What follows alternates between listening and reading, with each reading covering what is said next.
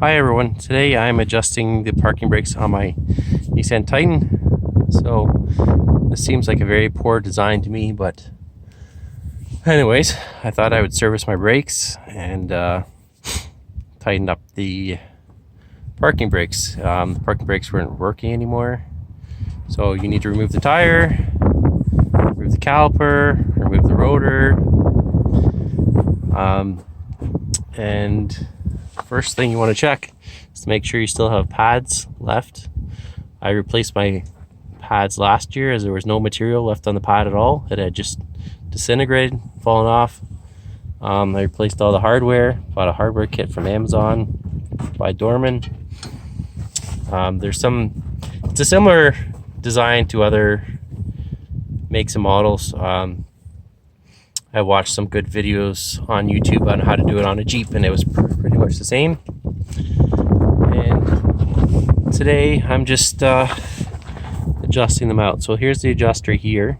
It's got the spring against it to keep it from moving. And what you do is you just turn this collar to separate this bolt out of the spacer. I'm looking for a screwdriver.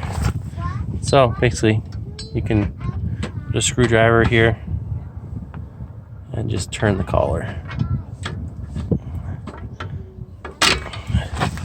And on this one, it's to the back of the truck. On the other one, it was the opposite way.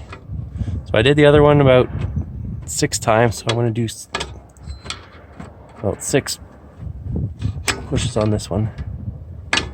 And so if you are replacing this hardware in here, make sure you get lots of anti-seize on these parts, because they do turn pretty nasty after a while. The spring's 1 year old.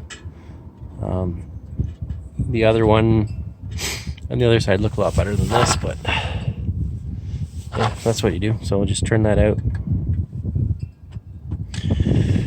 to push the pad up farther apart, and then you should revive your parking brake. Thanks for watching.